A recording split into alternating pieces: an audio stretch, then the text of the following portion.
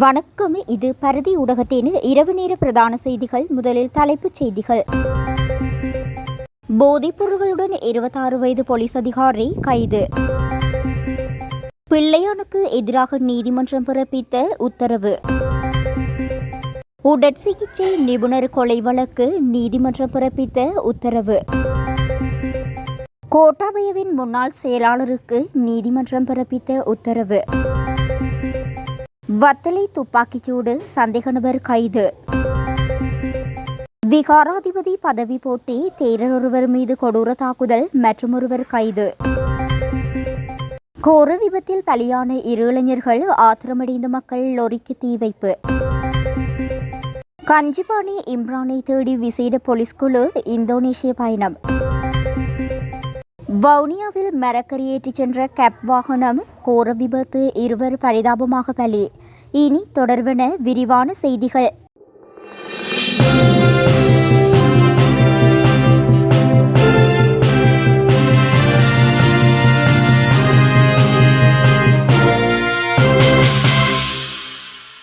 Colombo தெஹிவளி police நிலையத்தில் பணியாற்றும் 26 வயதுடைய உதவி போலீஸ் அதிகாரி ஒருவர் போதைப் பொருள்களுடன் கைது செய்யப்பட்டுள்ளதாக போலீஸ் ஊடக பேச்சாளர் உதவி போலீஸ் அத்தியட்சகர் எஃப்யூ புட்லர் தெரிவித்துள்ளார். கைதான உதவி போலீஸ் அதிகாரி தீவிர போதைப்பொருள் பழக்கத்திற்கு அடிமையானவர் என்பது ஆரம்பகட்ட விசாரணைகளிலிருந்து தெரிய வந்துள்ளது. சந்தேக நபர் மேலதிக விசாரணைகளின் பின்னர் கல்கிசை நீதவான் நீதிமன்றத்தில் முன்னிலைப்படுத்தப்படவுள்ளார். தம்மை கைது செய்து தடுத்து வைத்திருப்பதை எதிர்த்து கிழக்கு மாகாண முன்னாள் முதலமைச்சர் பிள்ளையான் என்ற சிவனேசத்துறை சந்திரகாந்தனால் தாக்கல் செய்யப்பட்டுள்ள அடிப்படை உரிமை மனுவை விசாரணைக்கு அளிக்குமாறு உயர்நீதிமன்றம் உத்தரவிட்டது. அதற்கமைவாக குறித்த மனுவை ஜனவரி மாதம் 19ஆம் தேதி விசாரணைக்கு அளிக்குமாறு உயர்நீதிமன்றம் உத்தரவளித்துள்ளது. நுவரேலியாவில் உடற்சிகிச்சை நிபுணர் ஒருவர் கொலை செய்யப்பட்ட சம்பவம் தொடர்பாக விளக்கமறியலில் வைக்கப்பட்டிருந்த பிரதான சந்தேக நபர், அவரது மனைவி மற்றும் குற்றத்திற்கு துணை புரிந்ததாக கூறப்படும் மேலும் 2 உள்ளிட்ட 4 விளக்கமறியல் எதிர்வரும் ஆகஸ்ட் 3ஆம் தேதி வரை நீடிக்கப்பட்டுள்ளது. குறித்த 4 இன்று நுவரெலியா நீதவான் நீதிமன்றில் சிறைச்சாலை அதிகாரிகளால் முன்னிலைப்படுத்தப்பட்டனர். விளக்கமறியலில் வைக்கப்பட்டுள்ளவர்கள் நாரமுள்ள பகுதியைச் சேர்ந்த 43 வயதுடைய ஜெயசுந்தர முதியன் செயலாக சம்பிக்க சிறியான் ஜெயசுந்தர, அவரது மனைவியான 35 வயதுடைய ரத்நாயக்க முதியன் செயலாகிய நெத்மி அமாயா ரத்நாயக்க, கொலை சம்பவத்திற்கு உதவியதாக கூறப்படும் குண்டசாலை பிரதேச சபையின் 49 வயதுடைய சாரதி ஜெயசிங்க ஆராய்ச்சியர் ரஜித சாலியா சமரசிங்க மற்றும் குண்டசாலை காவல்துறை பயிற்சி கல்லூரியின் காவல்துறை பரிசோதகர் அனில் ஆரியவங்ச ஆகியோர் ஆவர்.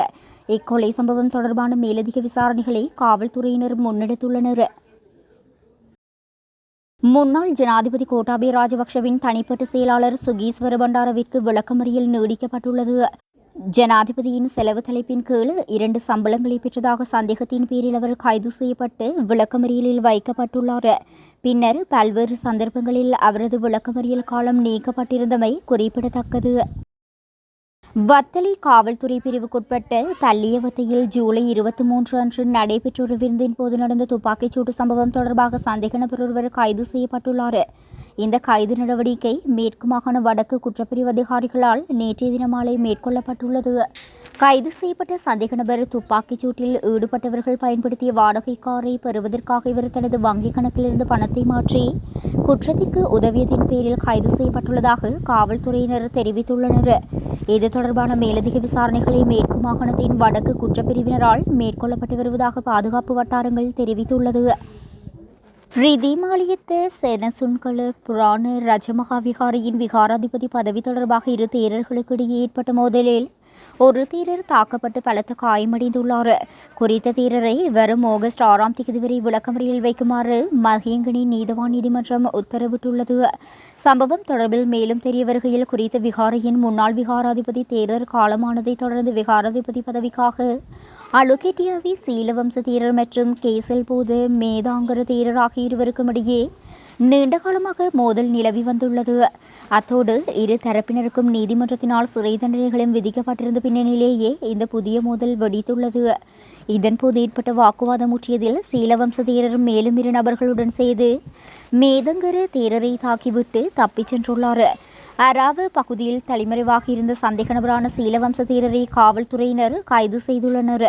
அத்தோடு தாக்குதலுக்கு உதவியதாக கூறப்படும் ஏனைய இரு சந்தேக நபர்களும் பிரதேசத்தை விட்டு தப்பிச் சென்றுள்ளதுடன் அவர்களை கைது செய்ய காவல்துறையினர் விசேட விசாரணைகளை ஆரம்பித்துள்ளனர்.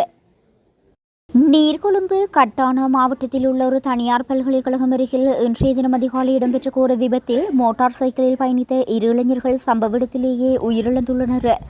அதிகாலை 1:45 மணியளவில் இடம்பெற்ற இந்த விபத்தில் அலுமினியம் ஏற்றிச் சென்ற கண்டெய்னர் லொரியும் மோட்டார் சைக்கிளும் நேருக்கு நேர் மோதியதாக போலீசார் தெரிவித்துள்ளனர்.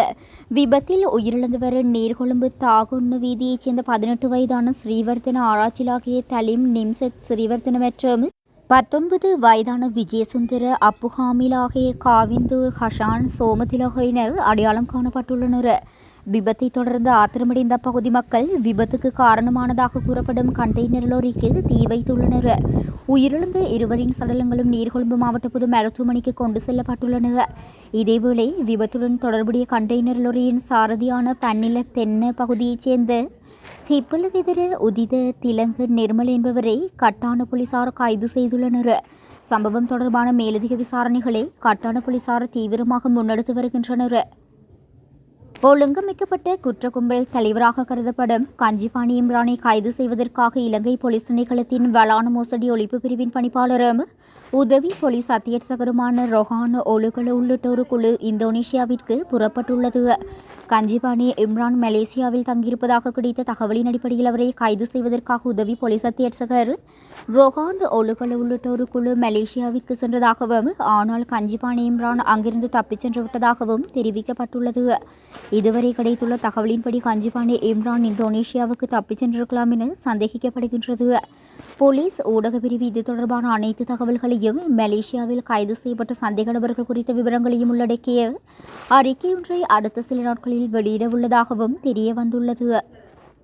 தம்புள்ளையில் இருந்து பரிசுத்துறைக்கு மரக்கறிகளையே ஏற்றிச் சென்ற கப்ரக வாகனம் வேக கட்டுப்பாட்டை இழந்து விபத்துக்குள்ளானதில் அல்லது பயணித்த இருவர் உயிரிழந்துள்ளதாக வவுனியா கனகராயன்குளம் போலீசார் தெரிவித்துள்ளனர். இந்த விபத்து ஏனையின் பிரதான வீதியில் கனகராயன்குளம் பகுதியில் இடம்பெற்றுள்ளது. விபத்தில் வாகனத்தில் பயணித்த இருவர் படுகாயமடைந்த நிலையில் மீட்கப்பட்டு உடனடியாக மாங்குளம் வைத்தியசாலையில் அனுமதிக்கப்பட்டுள்ளனர். விபத்து தொடர்பான மேலதிக விசாரணைகளை கனகராயன்குளம் போலீசார் தீவிரமாக முன்னெடுத்து வருகின்றனர்.